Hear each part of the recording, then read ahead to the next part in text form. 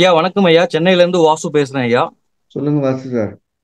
ஐயா இப்ப குரு தீட்சை இல்லாம உபாசனை செய்யலாமா ஐயா? அது அந்த மாதிரி பண்ணா மனது பிரச்சனை வர வாய்ப்பு இருக்குங்களா ஐயா? இங்க பாருங்க, தொட்டு காட்டாத வித்தை எப்ப வேணாலும் பிரச்சனையே மாறும்.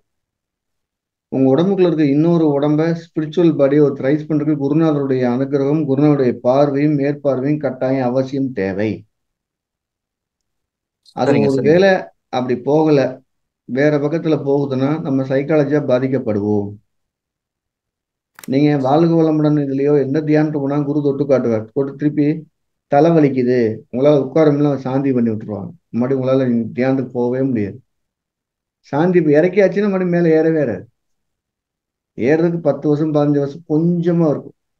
அப்ப அது ஒரு ஃப்ரீயா ஒரு ஒரு ஃப்ரீக்குவன்சியில் இருக்கக்கூடிய ஒரு குருவுடைய அனுக்கிரகம் இல்லாம எந்த ஒரு வித்தையும் போகாது.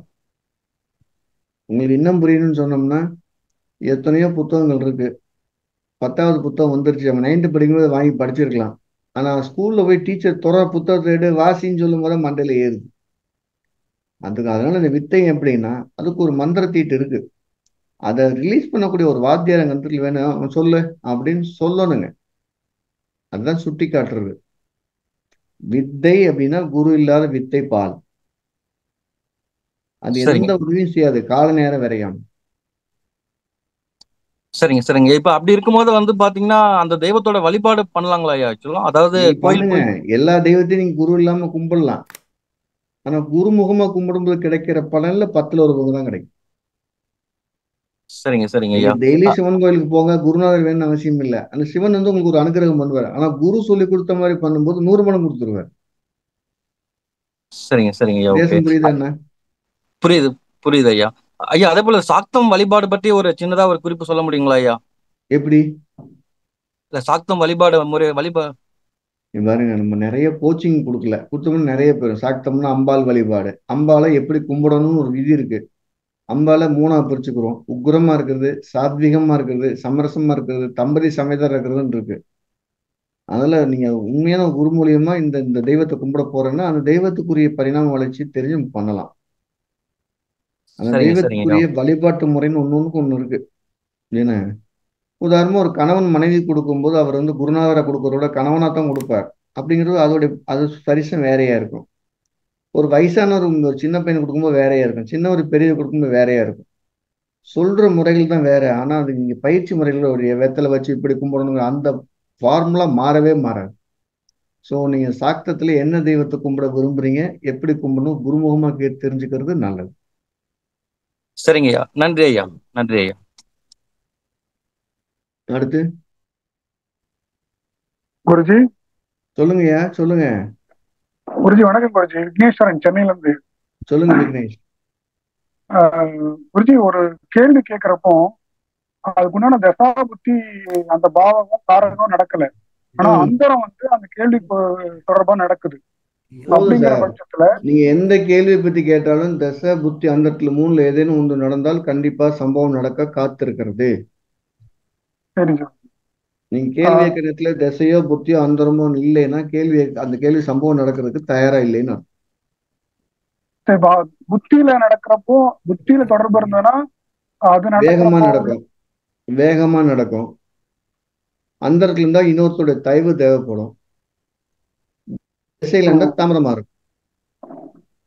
அந்தரத்துல கல்யாணம் பத்தி பேச வராங்க அப்படின்னா அந்த நீங்க பீரியடுக்குள்ள கல்யாணம் நடந்துரும்னு சொல்லலாம். கேள்வி கேட்கக்கூடிய நேரத்துடைய அந்தரம் சம்பந்தப்பட்டுச்சுன்னா இன்னொருத்தர் தயவு இல்லாம கல்யாணம் நடக்காது. ம். ஒண்ணு புரோக்கரோ இல்லைன்னா பக்கத்து வீட்டு மாமனாரோ சித்தப்பாவோ யாரோ சப்போர்ட் பண்ணணும். நிறைய இடத்துல சொல்லியிருப்பீங்க, பணம் வந்தா தான் நகை வாங்க முடியும், அவங்க சொன்னதான் ம். கேட்பேன், இவங்க இப்படிலாம் கேட்கும்போது அந்தரம் வேலை செய்யும். ம். புத்தி சம்பந்தப்பட்டுச்சு அப்படின்னா யோசிக்க வேணாம், சம்பவம் யாரு இருந்தாலும் இல்லைன்னா நடந்துரும். திசை ம். சம்பந்தப்படுதுன்னா அதுக்கு சில காலமாகும், காத்திருக்கணும். ஒரு தசை மட்டும் சம்பந்தப்பட்டா அதுக்கு நான் எடுத்துக்குவோம். ஆமா. சரி.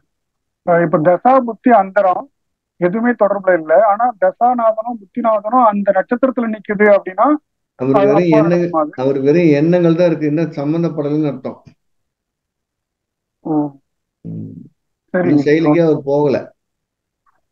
ஓகே. இல்ல அப்போ வீடு வாங்கணும்னு திருமணம் சம்பந்தம். நினைச்சிருக்காரு, வீடு ஆ, வாங்கணும்னு நினைக்கிறாரு, ஒரு காசோ இடமோ எந்த விதமான முகாந்திரம் இல்லைன்னா நீங்க சொன்ன மாதிரி இருக்கும்.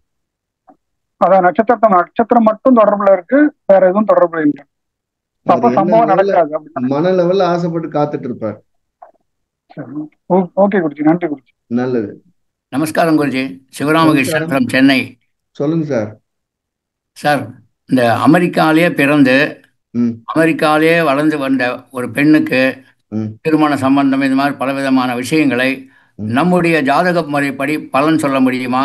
சொன்னால் பலிக்குமா? கண்டிப்பா பலிக்கும். நீங்க சொல்லும்போது கூடுதலா ஒரு விஷயம் தெரிஞ்சுக்கங்க. அந்த ஊரோட லேட்லாண்ட் தான் போட போறோம், கரெக்டா? ஆமாம் குருஜி. அதனால கண்டிப்பா வரும். கூடுதலா அப்போ ஒரு பக்கத்துல ஒரு பிரச்சனத்தையும் கையில வச்சுக்கங்க. ஓகே இந்த குருஜி. சார்ட்டோட வேல்யூபிள் எப்படி இருக்குன்னு பார்த்துங்க. நம்ம ஆ நிறைய இடங்கள் எங்க தப்பு நடந்துருதுன்னா, ஆ அப்பா அம்மா தன்னுடைய கடமையை சீக்கிரம் முடிக்கணும்னு குழந்தைக்கு எப்ப திருமணம் ஆகும்னு அவசரமா இருப்பாங்க, கரெக்டா? ஓகே குருஜி. ஓகே ஆனா அந்த குழந்தைக்கு திருமணத்து மேல ஆர்வம் இல்லாம படிக்கணும், வேலைக்கு போகணும்னு நினைச்சிட்டு இருக்கோம், ஓகே கரெக்டா? குருஜி. ஆமாம் இப்ப ரெண்டுமே மிஸ் மேட்சா இருக்கும்போது புள்ள கல்யாணத்துக்கு ஒத்துக்கலைனாலும் பிரச்சனை தான். ஆமாம். இந்த பிரச்சனை என்ன சொல்லுதுன்னா, அப்பா பிறந்த கால ஜாதகத்துக்கு அப்பா அம்மா கல்யாணத்தை பண்ண வைக்கிறதுக்கு குருபலம் வந்துருச்சுன்னு சொல்லும்.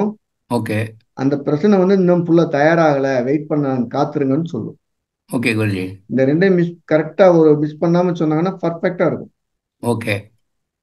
இப்போ இன்னொன்னு, எப்பவுமே ஆ வெளிநாட்டுல இருந்து ஒருத்தர் கேள்வி கேட்கிறாருன்னா, பெரும்பாலும் கேள்வியாறு சம்பந்தப்படுவது சாலச் சிறந்தது. ஓகே குருஜி.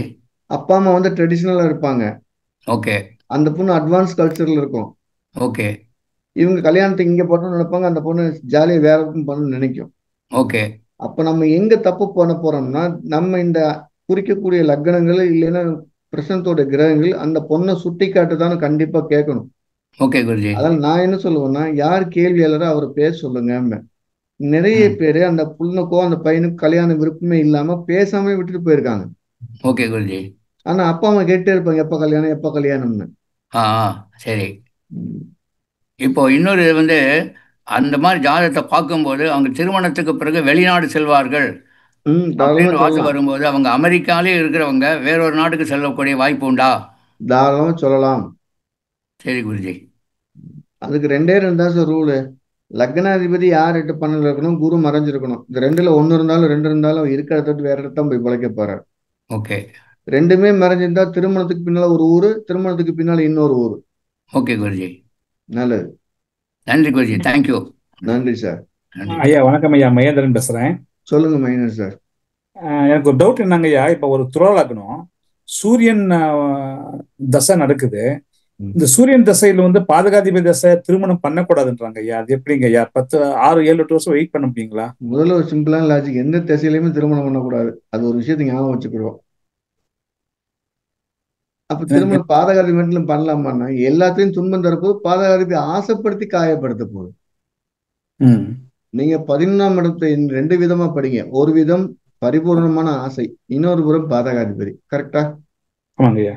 உங்களுக்கு அது பாதிக்குமா வேணாமான்னா, உங்க தகுதியை விட ஒரே ஒரு 0.1% அதிகமான பொண்ணு எடுத்தீங்கன்னா கண்டிப்பா பாதகாதிபதியாத்தான் வேலை செய்வார். சரிங்க ஐயா. 0.1% உங்களோட தகுதியை விட எண்ணங்களோட குறைவான பொண்ணு ஆசை இல்லாம இருந்தீங்கன்னா அது யோகாதிபதியா வேலை செய்வார். சரிங்க ஐயா. என்னைக்குமே 11ஆம் இடம் சம்பந்தப்பட்டுச்சுன்னா பற்றற்று இருக்கிறவங்களோட வாழ்க்கை சூப்பரா இருக்கு, கடவுள் மாதிரி வாழ்ந்துருவாங்க. பற்றோடு இருக்கிறவங்க வாழ்க்கை எப்படா அந்து போகணும் பயத்தோட இருப்பான். கல்யாணம் எப்ப பண்ணலாம்னா பண்ணாம இருக்கிறது சிறப்பு. இல்ல வேற புக்தியில புதன் புக்தி வருதுங்க ஐயா. சோ 11/9 பண்ணலாம் இல்லைங்களா ஐயா? தாராளம் பண்ணலாம் சார். மூணுமே பாதகதியா வராதுல்ல, தசை புத்தி அந்த மூணுமே பாதகதியா வராதுல்ல. ஆமாங்க ஐயா. ஒருத்தர் பாதகம் மற்ற 2 பேர் நல்ல இடத்துல வரட்டுமே. சரிங்க. அது இன்னொரு கொஸ்டின்ங்க ஐயா. அந்த மேச அஸ்வினி நட்சத்திரத்துக்கு அந்த வைநாசிகன்னு சொல்லிட்டு திருவோண நட்சத்திரம் அது எடுக்கக்கூடாதுங்க ஐயா? இல்ல அந்த பாதம் பார்த்துட்டு 88வது பாதம் மட்டும் வந்தா போதும் சார். அப்படின்னா அவிட்ட நட்சத்திரம் 1வது பாதம் நம்ம எடுத்துக்கணும். ஆமா சரிங்க. அதே மாதிரி வைநாசிக பாதத்தை மட்டும் எடுத்தா போதுமானது. ஓகே நல்லது ஐயா. இன்னொரு பாயிண்ட் என்னங்க ஐயா, இந்த சஷ்டாஷ்டங்க லக்னத்துக்கு சஷ்டாஷ்டங்கம் ராசிக்கும் சஷ்டாஷ்டங்கம் பாக்குறாங்க. அது ரொம்ப இம்பார்ட்டன்ட்ல ஐயா. ஏன்னா இப்போ விருச்சிக லக்னம் நீங்க லக்னத்துக்கு இருங்க, பார்க்கணுங்களா? லக்கணத்துக்கு பாக்குறத விட ராசிக்கு பாக்குறது பரிபூரணமா வேலை செய்யும். ஓகே லக்கணத்துக்கு பாக்குறது உங்க நம்ம கையில இல்ல, ராசிக்கு பாக்குறது நம்ம கையில இருக்கு. ஓகே நீங்க லக்கண சஸ்தாசம் வந்து 90% தம்பதியர்கள் லக்கண சஸ்தாத்துல அமைஞ்சிருக்காங்க. ஆமா. ம். ஆனா ராசிக்கு பார்க்கும்போது நம்ம தவிர்த்துக்கிறது நல்லது. சரிங்கய்யா, நன்றிங்கய்யா. நல்லது நல்லது. ஐயா வணக்கம் ஐயா. வணக்கம் சார். ஐயா சென்னையில இருந்து யுவராஜ் பேசுறேங்க ஐயா. சொல்லுங்க யுவராஜ். ஐயா திருமணத்தை பத்தி தான் ஒரு கேள்வி. இப்போ ஒரு சில பேருக்கு எல்லாரும் முயற்சி பண்ணியும் அவங்க வாழ்நாள் ஃபுல்லா இறுதி காலகட்டம் வரையும் திருமணமே இல்லாம போகுதுயா. அந்த மாதிரி அமைப்பு ராசி கட்டத்தில் எப்படி கண்டுபிடிக்கிறது?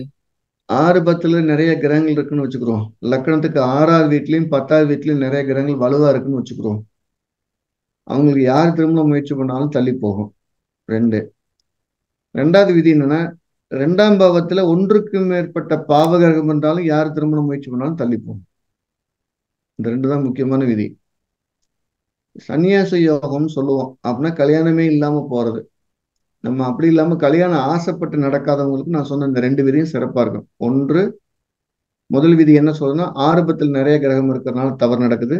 2வது, 2ஆம் பாவத்தில் நிறைய பாவகர்கள் இருக்கவங்களுக்கும் யார் முயற்சி பண்ணாலும் திருமணம் அமையறது இல்லை, குடும்பம் அமையறது இல்லை. சரிங்க ஐயா. இன்னொரு இதுல ஒரு விஷயத்த கேள்விங்க. நல்லா இப்போ தெரிஞ்சுக்கிறோம். ராசி கட்ட ஒரு விஷயத்த நல்லா தெரிஞ்சுக்கிறோம். மொத்தம் 5 ஃபேமிலியோட ஜாதகம் என்கிட்ட இருக்கு. இந்த 5 ஃபேமிலி, முதல் ஃபேமிலியில வந்து 4 பசங்க 2 பொண்ணு, 6 பேத்துக்குமே கல்யாணம் ஆகல. 2வது ஃபேமிலியில பார்த்தீங்கன்னா 2 பொண்ணு 2 பையன், அதுல பொண்ணுகளுக்கு கல்யாணம் ஆச்சு, பையனுக்கு கல்யாணம் ஆகல. நான் சொன்ன இந்த 6 ஃபேமிலியுமே கொத்து கொத்தா ஒரு அப்படியே அண்ணன் தம்பி தங்கச்சின்னு அப்படியே கல்யாணம் ஆகாம இருக்கவும் நிறைய கூட்டம் கூட்டமா இருக்கிறாங்க. அவங்க ஜாதகத்தை எடுத்து பார்த்தோம்னா பாவகிரகங்கள் தங்களுக்கும் நட்சத்திர பரிவர்த்தனை ஆயிருக்க ஜாதகங்கள்லாம் சீக்கிரமா கல்யாணம் ஆகும், மொத்த குடும்பத்தோட கல்யாணம் ஆகாம இருக்காங்க. அப்ப நீங்க ஜாதகத்தை பார்க்கும்போது இன்னொரு விஷயத்த பார்க்கணும். அப்பா அம்மா ஜாதகத்துல எந்த பாவகிரகத்தோட சேர்க்கை இருக்கோ அந்த கிரகத்தோட சேர்க்கை குழந்தை ஜாதகத்துல இருந்துச்சுன்னா அது அப்பா அம்மாவோட கர்மாவை ஏந்தி அது திருமண வாழ்க்கையை தள்ளி போயிருது, இல்ல இல்லாம கூட போயிருது. அதை பார்க்கணும், அது தீவிரமா பார்க்கணும். அதுதான் முக்கியமான பங்களிக்க போகுதுன்னு அர்த்தம். ஐயா இன்னொரு கேள்விங்கய்யா. சொல்லுங்க. ஐயா இப்போ திருமணம் வந்து உறவுல, இவங்களுக்கு உறவுல தான் திருமணம் நடக்கும்னு அடிச்சு சொல்றது எப்படிங்க ஐயா? ராகு சர்ப்பதோஷம் இல்லைன்னா உறவுல தான் நடக்கும். அடிக்காமே சொல்லுங்க, அதுக்கு அடிச்சு காயம் பைத்துக்கிட்டு அப்புறம் போலீஸ் ஸ்டேஷன் போற மாதிரி இருக்கும். அடிச்சுதான் சொல்லுவா ஜோசியர் போன, இல்ல கத்தியில குத்தம் சொல்லுவான்னு சொல்லக்கூடாது இல்ல. அதெல்லாம் அடிச்சு சொல்றதுக்கு நமக்கு பட்டதை மனசுல பட்டதை சொல்லுவோம். சர்ப்பதோஷ ஜாதகங்கள் சொந்தத்துல திருமணம் ஆகி போகாது. அப்படியே மீறி ஒண்ணு சொந்தத்துல திருமணம் ஆகி போற யாருமே அந்த திருமண வாழ்க்கையை தக்க வச்சுக்கிறாங்க, நீத்துல போய் திருமணம் பண்ணி வாழ்ந்துட்டு இருக்கிறாங்க. சரிங்க, நல்லது. வாய்ப்புக்கு ரொம்ப நன்றிங்கய்யா. நல்லது. ஐயா வணக்கம் ஐயா. சொல்லுங்க விஜயராகவன். ஐயா மதுரையில இருந்து விஜயராகவன் ஐயா. சொல்லுங்க விஜயராகவன். மதுரையில் எங்கன்னு பண்றீங்க? ஐயா மதுரையில டிவிஎஸ் நகர்ல இருக்கேன் ஐயா. இங்க தோரிமான் பக்கத்துல கோவில் அர்ச்சகரா இருக்கேன். கோவில் அர்ச்சகர் இருக்கேன் மதுரையில. தூரிமான்ல என்ன கோயில்? மயில்வேல் முருகன் திருக்கோயில். ஓ, மயில் அன்னைக்கு சொன்னீங்கல்ல. ஆமா, மயில்வேல் முருகன் கோவில். சொல்லுங்க விஜயராகவன். ஐயா அஸ்தங்கம் பெற்ற கிரகம் ஒரு பௌர்ணமி சந்திரனுடைய பார்வையில் இருந்தா அது அஸ்தங்க நிவர்த்தின்னு எடுத்துக்கலாமா ஐயா? முதல்ல ஒரு வார்த்தை, அஸ்தங்கம் பெற்ற கிரகம் எப்பவுமே எந்த பலனையும் கொடுக்காது, கொடுத்தாலும் அனுபவிக்க விடாது. பௌர்ணமி சந்திரன் இருக்கிறனால என்ன ஆகுனா வெளியே அந்த குற்றமே தெரியாது, குற்றமே தெரியாது. உதாரணம், நாக்குல பெரிய மச்சம் இருந்தா எப்படி தெரியும்? முகத்துல இந்த கன்னத்துல பெரிய மச்சம் இருந்தா அசிங்கமா இருக்கும். அதே நாக்குல இருந்தா வாய முடியவே தெரியாது. அப்படி பௌர்ணமி சந்திரன் இருக்கக்கூடிய ஒரு தோஷம் பெற்ற கிரக அமைப்பு வெளியே தெரியாது. சரிங்க ஐயா. ஐயா அப்புறம் இன்னொரு கேள்வி இருக்கு ஐயா. ஐயா ஒருவருடைய ஜாதகத்தை பார்த்துட்டு அவர் மிகப்பெரிய ஒரு நல்ல நிலையில வரப்போறாரு, பொருளாதார ரீதியில நல்ல நிலையில இருப்பாரு, இல்ல வந்துருவாரு அப்படின்றத எந்த அடிப்படையிலயா சொல்ல முடியும்? கேந்திரத்துல வலுவான கிரகங்கள் இருக்கிற ஜாதகங்கள் தோத்து போவது இல்லை. விதி நம்பர் 1. சரிங்க. கேந்திரத்துலன்னா 1, 4, 7, 10 ஒரு வலுவான கிரகம், அது திக்பலம் பெற்ற கிரகமா இருக்கிறது சிறப்பு. 2வது முக்கியமான ரூல், நம்ம ஜாதத்துல பஞ்சமகா புருஷத்தில் ஏதேனும் ஒரு யோகமோ 2 யோகமோ இருந்தா தோத்து போறதில்லை. இந்த 2 ரூல் போதும். சரிங்க, நன்றிங்கய்யா. நன்றி. நல்லது நல்லது. சொல்லுங்க. ஐயா வணக்கங்க ஐயா. சொல்லுமா ரேவதி. ஐயா இந்த மேச லக்னங்க ஐயா, மேச லக்னத்துக்கு 3, 6 கூடிய புதன் 8ல இருந்து சனியோட சாரம் வாங்கினா எந்த மாதிரிங்க ஐயா பலன் சொல்றதுங்க? பொதுவாகவே மேச லக்கணத்துக்கு பக்கத்து வீட்டுக்காரன் பிரச்சனை எப்பவும் இருக்குமா? இருக்குங்க ஐயா. அது 3 கூடிய புதன் 8ல இருந்தான்னு கேட்க வேண்டியதே இல்லை.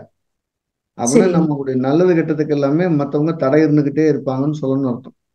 சரிங்க ஐயா. மேச லக்கணத்துக்கு புதன் ஆதிக்கம் பெற்றக்கூடிய நபர்கள் தான் அதிக தடைகளை ஏற்படுத்துவார்கள். அதுவும் அருகாமையில் இருக்கக்கூடியவர்கள் சொல்லுங்க.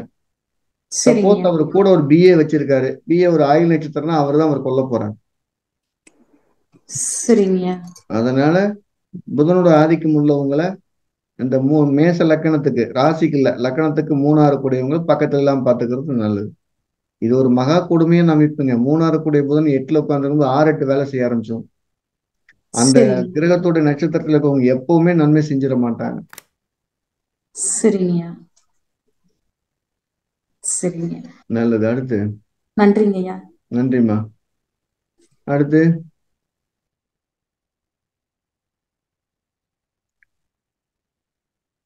சொல்லுங்க பிரபஞ்சன் சார். அடுத்து யாராவது ஆர்த்துங்க. ஐயா வணக்கம் ஐயா. தனஞ்சயன் ஐயா. வணக்கம். ஐயா 6ஆம் பாவத்தில் பாவகிரகங்கள் இருந்தால் உக்கிர தெய்வங்கள் வழிபட வேண்டும்னு சொல்லியிருக்கீங்க ஐயா. ஆமா. 8ஆம் வீட்டுல 3க்கு மேற்பட்ட கிரகங்கள் சுபகிரகம் பாவகிரகங்கள் இருந்தா என்ன ஐயா தெய்வம் வழிபட? மாந்திரிகத்து பக்கத்துல போயிடாதீங்க. 8ஆம் பாவங்கிறது 3 விஷயத்த சொல்லும். ஒண்ணு புதையல் யோகத்தை, திடீர் தன யோகத்தை செய்யும். நெகட்டிவா சொல்ல போனோம்னா மாந்திரிகத்தால் குடும்பம் பாதிக்கப்படுறத சொல்லும். ஒரு வீட்டுல முக்கியமான ஒரு பொருளோ ஒரு நபரோ காணாம போறத சொல்லும். அப்ப 8ஆம் இடத்துல கூடிய கிரகங்கள் தசாபுத்தி நடத்துதல் 8ல இருக்கக்கூடிய கிரகம் ஆதிக்கமா இருக்குன்னா கண்டிப்பா தீமை தான். அவங்க மாந்திரிகத்து பக்கத்துல போனாங்கன்னா எந்திரிக்கவே முடியாது. அது போகாதீங்க. அதுக்குள்ள மாந்திரிகத்தை நிவர்த்தி பண்ணக்கூடிய பிரித்தியங்கரா, அனுமன், பைரவர் இந்த தெய்வத்தை கும்பிடுறது நல்லது. சரிங்க ஐயா. நன்றிங்க ஐயா. ஐயா இன்னொரு கேள்வி ஐயா. இந்த அஷ்டமாதிபதியோட இதுக்கு முன்னாடி நம்ம ரேவதி கேட்ட மாதிரி 3-8 சம்பந்தம் பண்ணனாலே நீங்க எந்த கோயிலுக்கு போனா அந்த கோயில் சீக்கிரத்துல மூடிடுவானுங்க. 3-8 சம்பந்தம் வந்துருச்சுனாலே சாமி கட்டப்படும், தெய்வம் கண்ணை திறக்காது. நீங்க கும்பிடக்கூடிய கோயில் வந்து சீக்கிரத்துல பிரச்சனை, கோயில் மூடப்பட்டோம்னு அர்த்தம். 3-8க்கு அவ்வளவு ஒரு வலிமையான குணம் இருக்கு. அடுத்து. சரிங்க ஐயா. நன்றிங்க ஐயா. நன்றிம்மா. ஐயா வணக்கம் ஐயா. வணக்கம் சார். ஐயா கேதுவோட நட்சத்திரங்கள்ல முதல் ஒரு டிகிரியில கிரக ஜாதகத்திலேயா இருந்தாலும் சரிங்க, பிரசன்னத்திலேயா இருந்தாலும் சரிங்க, ஒரு சிலருக்கு உடல் ஊனத்தை ஏற்படுத்திடுது. அது எதனாலங்கய்யா? எப்பவுமே 1 டிகிரிங்கிறத விட லக்கணத்துக்கு நெருக்கமோ லக்னாதிக்கு நெருக்கமா இருக்கான்னு பாருங்க. சரிங்க. கண்டிப்பா உடல் ஊனத்தை கொடுக்கும். லக்கணத்துக்கும் லக்னாதிக்கு உடல் ஊனத்தை கொடுக்காம அது வெறும் 1 டிகிரி மட்டும் செய்யாது. ஏன்னு கேளுங்க. லக்கணத்துக்கு 1 டிகிரில வந்து 18 நாள் இருப்பார் அவரு. சரிங்க. சரியா? அந்த 18 நாள்ல இருக்கக்கூடிய எல்லா குழந்தையும் ஊனம்னு சொல்ல முடியாது இல்ல. அப்ப என்ன செய்யணும்னா லக்னமோ லக்னாதிபதியோ தசை நடத்தக்கூடிய கிரகமோ அந்த 1 டிகிரிக்கு நெருக்கமா இருக்கும். இருந்தா தான் ஊனம்னு சொல்லணும். சரி சரிங்க. நல்லது. ஐயா புஷ்கர நவாம்சத்துல லக்ன புள்ளி இருந்தா அதற்கு என்ன பலன்? ரொம்ப சிறப்புங்க. உங்க ஜாதகம் நிறைய தோசை ஜாதகம்னு வச்சுக்கிறோம். ஒரு ஜாதகம் எடுக்கிறோம், அந்த ஜாதகத்துல நிறைய தோசை இருக்கு. ஆனா லக்னம் மட்டும் புஷ்கர நவாம்சம் அவர் தோஷத்தால் பாதிக்கப்பட மாட்டார். எத்தனையோ ஜாதகத்தை எடுத்து பார்க்கறோம். ஜாதகத்துல 2ஆம் இடத்துல கடுமையான பாவகிரகம் இருக்கும், 7லையும் பாவகிரகம். அவர் திருமணம் பண்ணி சந்தோஷமா வாழ்ந்துட்டு இருப்பார். அது 1க்கு 2 திருமணம் பண்ணிருப்பார். என்னன்னா லக்னம் புஷ்கர நவாம்சத்துல உட்கார்ந்துருக்கும். தோஷங்கள் அவரை அண்ட விடுவதில்லை. தோஷங்களை பக்கத்துல வராம பாத்துக்கிற வேலையை புஷ்கர நவாம்சம் செய்யுது. சரிங்க. நன்றிங்க. நன்றி சார்.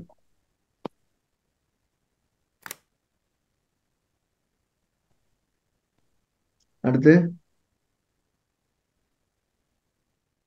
பரமேஷ் அஸ்ட்ராலஜி தான். கேளுங்க மேடம், உங்க மைக் ஆன்ல தான் இருக்கு. ஐயா வணக்கங்க ஐயா.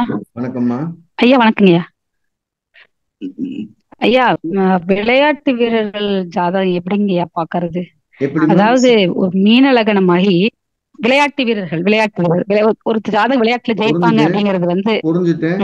நான் கேள்வி பதில் சொல்றேன். நீங்க விளையாட்டு வீரர்கள் ஜாதகம் எப்படி இருக்கும் அப்படின்னா லக்கணத்துக்கு 6, 5 இடங்கள்ல செவ்வாயோட தொடர்பு இருக்கணும் கட்டாயமா.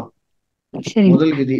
அதே மாதிரி 2வது விதி 5, 6களில் 6வது வீட்டுல குருவோட தொடர்பு இருக்கணும். இந்த 2ல் ஒண்ணு கட்டாயம் இருக்கணும்.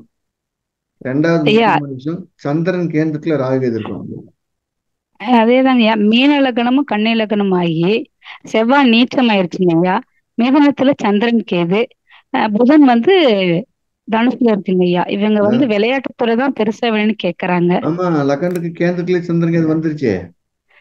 ஆமாங்க ஐயா. அது எனக்கு சந்திரன் செவ்வாய் நீச்சமா இருக்கிறனால யார் வேணாலும் இருந்துட்டு போறாரு. நீசமா இருக்கிற பெரிய புகழுக்கு போக முடியாது, அவ்வளவுதான். சரி சரிங்க. நீங்க மீன் லக்கணத்துக்கு 5ல் செவ்வாய்ன்னு சொல்லிட்டீங்க. அப்படிங்கிற போது நீசமா இருக்குங்கிற போது பெரிய புகழுக்கு போக முடியாது. அதுலன்னா ஒரு முறை புகழ்பட்டு அது கூட இந்த விளையாட்டை மறந்துடுவாருன்னு அர்த்தம். இந்த பலவீனங்கிறது அதை விட்டுட்டு வெளியில வர்றதை குறிக்கும்.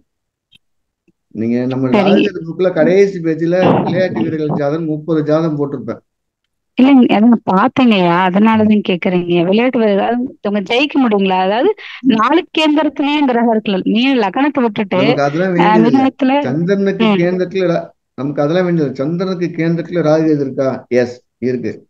5 அல்லது 6வது வீட்டுல செவ்வாய் குரு தொடர்பு இருக்கு, போயிருவாங்க. பலவீனமா இருக்கா? ஒரு முறை ஜெயிப்பார். பெரிய அதை வந்து பயன்படுத்திக்கணும். குரு வந்து 12 இருக்கும் செய்ய கும்பத்துல இருக்குங்க ஐயா. நான் சொன்ன விதி உள்வாங்கிட்டீங்களா? இல்ல, எனக்கு புரிஞ்சுச்சுங்கய்யா.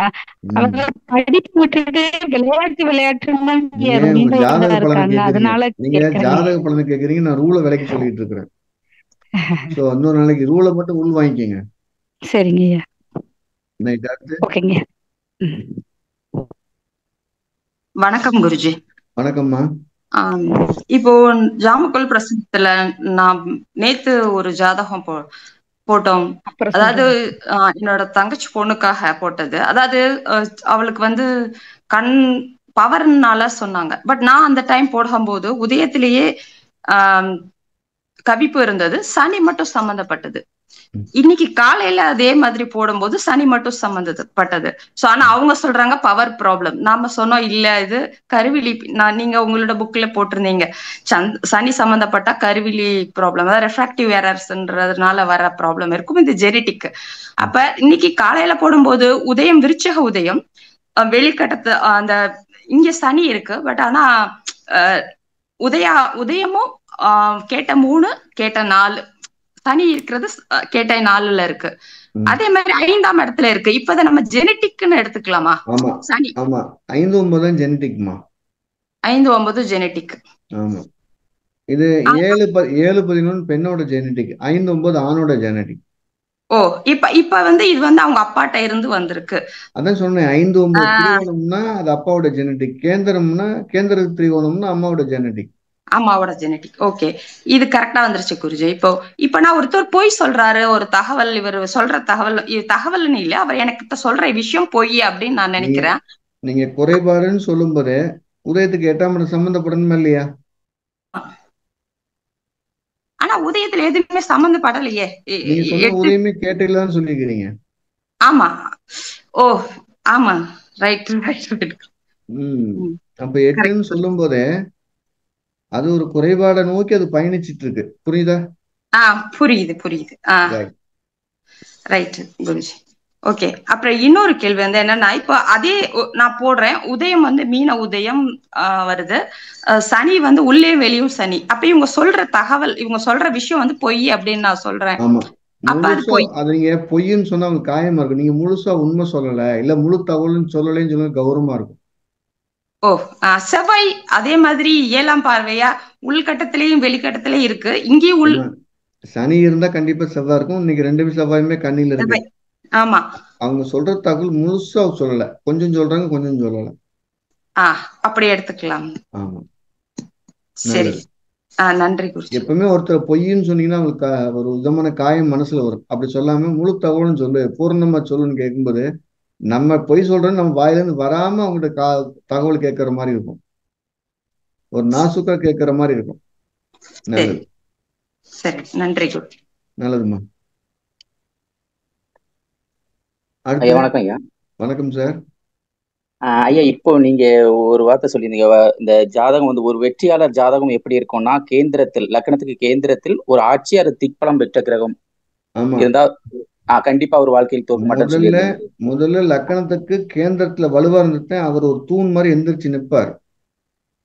லக்கனுக்கு கேந்திரத்துல வலுவான கிரகம் இல்லைன்னா அது எப்ப வேணா அந்த பில்டிங் கீழே விழுந்துரும். அதை என்கரேஜே பண்ணாதீங்க முதல்ல. Okay right. அடுத்து ஐயா, அப்போ அதுவே இப்போ நான் எக்ஸாம்பிள் சொல்லிடுறேன். யார் வேணாலும் இருக்கட்டும், அவர் பாதகாதிபதி இருக்கட்டும், அஷ்டமா இருக்க வளர்ச்சி அது தடுக்காது. வளர்ச்சி வந்தப்பட்டு ஆட்டோமோட்டர்னா கடிச்சு வச்சிடும். அதோட இப்போ அதான் குரு தான் வந்து ஆட்சியில இருக்காரு. கன்னி லக்கணம், குரு ஆட்சியில தனுசுல இருக்காரு. சேம் செவ்வாய் திக்பலம். சரி, இவருக்கு ஏதோ ஒரு இப்போ சூரிய திசை இதுல அவரு விளையாட்டுல ரொம்ப ஆர்வம் உள்ளவர். சந்திரனுக்கு கேந்திரத்துல ராகுவும் இருக்கார். சரி, கேது கேந்திரத்துல இருக்கார். சோ இப்போ இவருக்கு திசை வந்தாதான் வேலை செய்யுமா? அந்த குரு திசையோ இல்ல செவ்வாய் திசையோ? குரு புத்தி செவ்வாய் அந்த இடத்துல வேலை செய்யலாம், செவ்வாய் புத்தி குரு அந்த இடத்துல வேலை செய்யலாம், குரு அந்த இடத்துல செவ்வாயோட சூட்சுமத்தை வேலை செய்யலாமே. அதோட ரெண்டு திசையா புத்தி வரணும், புத்தி அந்தரமும் கூட வரலாமேம்மா. Okay sir. அப்போ இது பாதகாதிபதியா இருந்தாலும் பிரச்சனை இல்லை, குரு பாதகாதிபதி ஆனாலும் பிரச்சனை இல்லை. பாருங்க, பாதகாதிபதினு தோணுச்சுன்னா அவங்க சொல்லிருங்க, நீங்க ஜெயிச்சிருன்னு ஆட்டம் போடாத மாட்டிக்கிறவேன்னு சொல்லுங்க. ஓகே, அப்போ இந்த இது கரெக்டா இருக்கு, விதி கரெக்ட் தான் இல்லையா சார்? ஆமா ஆமா, இவரு விளையாட்டு துறையில் ஜெயிக்க வாய்ப்பு இருக்கு, நிறைய இருக்கு. சந்திரன் கேந்திரத்துல ராகு இருந்தாலும் விளையாட்டு துறையில் சிறப்பாக இருப்பார்கள். 5, 6ஆம் பாவத்துக்கு செவ்வாய் குருவோட தொடர்பு இருந்தால் சிறப்பா இருப்பார்கள். நீங்க ஞாபகம் வச்சுதான் சரி. 5, 6க்கு செவ்வாய் குருவோட தொடர்பு. இப்ப நீங்க சொன்ன செவ்வாய் 10ல இருக்காரு, 4ஆம் இடத்தை பாப்பாரு, 5ஆம் இடத்தை பாப்பாருல்ல. ஆமா ஆமா ஆமா, வந்துருச்சா? 5ஆம் இடத்தை 8ஆம் பார்வை பாப்பார். கரெக்ட். ஓ, அப்போ ஜெயிக்க வாய்ப்பு. ஓகே ஓகே சார், நல்லது. ஓகே, நன்றி. அடுத்து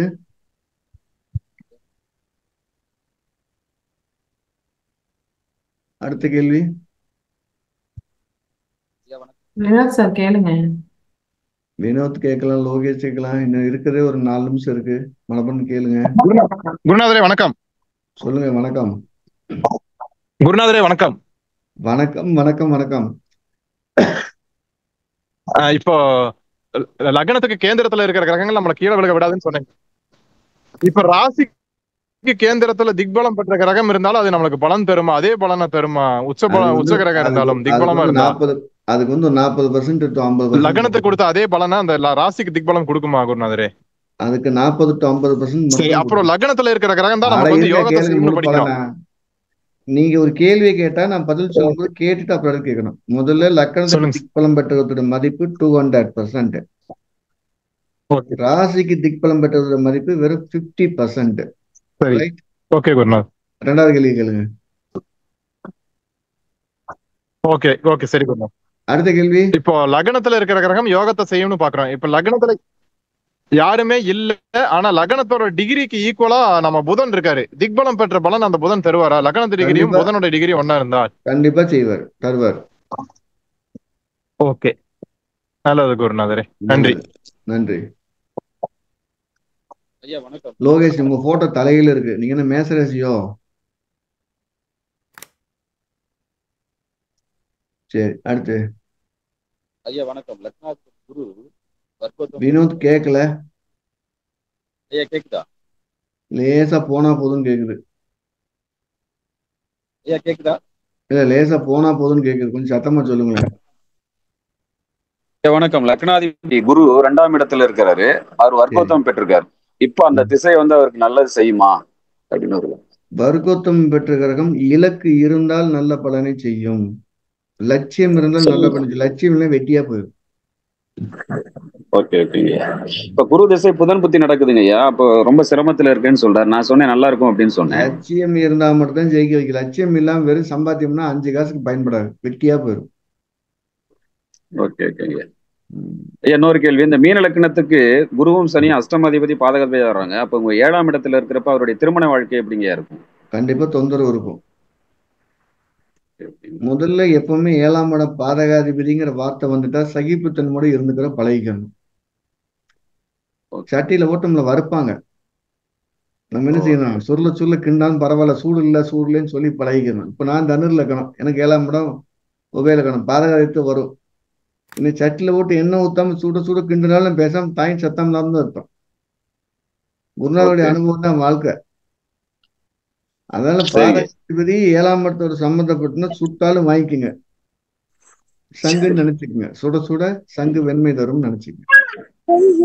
சார், ஒரு யோகத்தை செய்யக்கூடிய கிரகம் பாதகாதிபதி அஷ்டமாதிபதியாக இருந்தால் யோகத்தை செஞ்ச பிறகு ஆட்டம் போடாம இருந்தா சூப்பர். ஆட்டம் போட்டா அழிஞ்சிருவான். இவ்வளவுதான் சிம்பிள். ஒரே வரி திரும்ப திரும்ப. இது நீங்க எத்தனை டைம் கேட்டாலும் அதான் சொல்ல போறேன். நன்றிங்க நன்றிங்க நன்றிங்க. நன்றி. நம்முடைய வகுப்பு நாளைக்கு பேசிக் வகுப்பு இருக்க போது ஆன்லைன்ல படிக்கணும் விருப்பம் இருக்குங்க பதிவு செய்துக்கலாம். நம்மளோட ராகத்து சம்பந்தப்பட்ட வகுப்பு திங்கட்கிழமையிலிருந்து சனிக்கிழமை வரைக்கும் தொடர்ந்து இருக்கும். ஸோ அதையும் படிக்கிறதுக்கு வாய்ப்பு இருக்கு. படிக்க விருப்பம் இருக்கும், கீழே இருந்தீங்க. நம்ம ஜாமக்கோல்ல கதிர்களை பற்றி சொல்லணும்னு சொல்லியிருந்தோம்.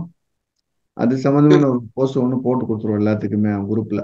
ஜாமக்கோல் சொன்னது இந்த கதிர்கள் என்ன வேலை செய்யுங்கிறத அந்த குறிப்பு ஒன்று தரேன்னு சொல்லி தந்துருவோம். அதையும் இந்த ஜோதிடத்துடைய கருத்தரங்க நடத்தோடைய நோக்கம் என்னன்னா, ஒரு கலந்துரையாடல் இருக்கும்போது நம்ம போயிட்டு இருக்கிறதுல எங்கேயாவது தப்பு இருக்கா இல்லையான்னு வழிகாட்டுறது மட்டும்தான். ஸோ அதனால என்ன செய்வோம், எங்கெங்கெல்லாம் நம்ம சின்ன சின்ன இடம் இருக்கோ அதுதான். நீங்க பெரும்பான்மையான பேர் கேட்ட கேள்வியே திருப்ப திருப்ப கேட்குற மாதிரி இருந்தாலும் நீங்க பழைய இருக்கக்கூடிய விஷயங்களை பழைய கேள்விப்பு நிகழ்ச்சி நிறைய கேளுங்க. அதுல அஷ்டமாதி பாதகாதி இந்த குரு வக்கரம் இதெல்லாம் நிறைய சொல்லியிருக்கிறோம். அதே தான் திரும்ப திரும்ப கேட்டே இருக்கீங்க. அதை கேட்டு புதிய கேள்விகள் நோக்கி உங்க பயணிக்கலாம் அப்படிங்கிறது என்னோட விருப்பம். இன்னும் எத்தனையோ கேட்கறதுக்குலாம் விஷயம் இருக்கு, அதை கேட்கலாம். ஏன்னா நீங்க பழைய கேள்விகளை சும்மா இருக்கும்போது கேள்வி பதில் நிகழ்ச்சியை பார்த்தீங்கன்னா அதுல எல்லாத்துக்குமே பதில் இருக்கு. கிட்டத்தட்ட ஒரு 80 மணி நேரம் இருக்குது. அதுக்கு மேல நீங்க அதை சந்தேகம் சொல்றதுக்கு ஒண்ணுமே இல்லை. அதை படிச்சுட்டு இங்க நீங்க கேள்வி கேட்கும்போது கூடுதலா இருக்கணும். அதனால அதையும் படிங்க. நம்ம அடுத்த ஒரு வகுப்புல சந்தேகங்கள் வகுப்புல மீண்டும் சந்திப்போம். ஸோ அதுவரை எல்லாம் வல்ல எம்பெருமான் ஸ்ரீ உச்சிஷ்ட மகா கணபதி அனைவருக்கும் தீர்க்க ஆயுசையும் நீண்ட பதவி புண்ணியங்களையும் தரட்டும். எல்லாரும் ஒரு சிறந்த ஜோதிடராகவும் மனசீகமா வேண்டிக்கிறேன், மனப்பூர்வமா ஆசீர்வதிக்கிறேன். உயர்ந்த கல்வி, பேரின்பம், பிரபஞ்ச அறிவு, பிரசன்ன அறிவு அனைத்துமே கிடைக்கட்டும். நம்ம கலந்தோட நிகழ்ச்சிகள்ல பிரசன்னம் ஜாதகம் எல்லாத்தையுமே பதில் சொல்லிருக்க நோக்கம் எல்லாருமே உங்களுக்கு தெரியும் தான். இப்போ நான் என்ன செஞ்சுட்டு இருக்கேன்னு நானும் எல்லா சமயம் படிச்சுக்கிட்டே இருக்கிறேன், வர்ற ஜாதகங்களை பார்த்துக்கிட்டே இருக்கேன். அதுல ஒரு சின்ன எக்ஸ்பீரியன்ஸ் பாருங்க. ஒரு அம்மா ஜாதகம் பார்க்குறாங்க. ஜாதகம் பார்த்துட்டு அவங்க சொல்றாங்க, இந்த மாதிரி நான் நிறைய கோயிலுக்கு போயிட்டு எனக்கு எந்த கோயிலுமே பலன் தரல, எனக்கு கோயில் மேல நம்பிக்கை போயிடுச்சுங்கிறாங்க. உங்க அப்பா யாருன்னுட்டா அவங்க ஒரு பிராமின் குடும்பம். அவங்க ஒரு ஐயர் பேர் சொல்லி இவர் தான் எங்க ஃபாதர்ன்னு சொல்றாங்க. நல்ல ஃபேமஸான ஒரு கோயிலோட ஐயர் சொல்றாங்க. எந்த கோயிலுக்கும் போய் புண்ணியமாகல, அவர் கோயில ஒரு குறுக்களா இருக்காரு, அது எப்படி சாத்தியம் அப்படின்னு அப்படி அப்படி ஒரு எடுத்து பார்த்தோம்னா அவருடைய எல்லா கிரகங்களுமே இருக்கக்கூடிய நவகிரகங்கள் எல்லாமே ஒன்று செவ்வாய் நட்சத்திரத்துல இருக்கு, இல்லைன்னா அஷ்டமாதிபதி நட்சத்திரத்துல இருக்கு. நம்ம ரூல் என்ன சொல்லுது, செவ்வாயும் அஷ்டமாதிபதியும் தெய்வ வழிபாட்டை தடை செய்யும் சொல்லுது. அதுல போய் உட்கார்ந்துருக்கு. இப்ப நான் உங்களுக்கு சொல்றேன், உங்க மனம் ரீதியாக நீங்க தெய்வ வழிபாடு கோயிலுக்கு போறது வீட்லயே கும்பிடுங்க, உங்க மனசை டெவலப் பண்ணுங்க. ஒரு 2 மாசம் கழிச்சு அவங்க முன்னாடி சொல்றாங்க, சார் நான் நினைக்கிறது எல்லாமே ரொம்ப டீப்பா நினைக்கிறது எல்லாமே நடக்க ஆரம்பிச்சிருச்சுங்கிறாங்க. ஸோ பாருங்க, எல்லாமே கோயிலுக்கு போய் சரியாகுங்கிறதையும் தாண்டி நம்ம மன ரீதியாகவும் சில முயற்சிகளை பண்ணணுங்கிறதுக்கு தான் இதோட நோக்கம். நீங்க எந்த ஒரு விஷயத்த பிரபஞ்ச ரீதியை ரொம்ப ரகசியமா டீப்பா நினைச்சுக்கிட்டே இருக்கீங்களோ அது உங்க வாசலுக்கு வந்துடும். அதுக்கு 2 எவிடன்ஸ் பாருங்க. யார் ஒரு நோயாளியோ அந்த நோயாளி தன் நோயை பத்தி நினைச்சிட்டு இருந்தா அதுக்கான மருத்துவ செடி அவன் வீட்டுக்கு பக்கத்துல முளைக்க ஆரம்பிச்சிருக்கு. உதாரணம், ஒருத்தருக்கு மூலம் இருக்குன்னு வச்சுக்கிடுவோம், அவங்க வீட்டு பக்கத்துல துத்தி முளைக்க ஆரம்பிச்சிடும். சிலருக்கு பல்லு வலின்னு வைங்க, வீட்டு பக்கத்துல வேப்ப மரமா நாயிலே முளைக்க ஆரம்பிச்சிடும். அப்படி பிரபஞ்சமே பதில சொல்லிக்கிட்டே இருக்கு. அது மாதிரி நீங்க எதை ஆழமா நினைக்கிறீங்களோ அது பிரபஞ்சத்துக்கு கேட்டு அதையே உங்களுக்கு திரும்பி பதிலா தருங்கிறதுல எனக்கு எந்த மாற்று கருத்துமே கிடையாது. அதனால உங்க எண்ணங்களை இன்னும் கூடுதலாக மேம்படுத்தினா போதுமானது. மீண்டும் அடுத்த பதிவுல சந்திப்போம். எல்லா நலம் எல்லா வளம் பெறுவதற்கு அனைவருக்கும் மானசீகமான வாழ்த்துக்கள், மானசீகமான ஆசைகள். சரி தங்கம். Thank you G. ஓகே.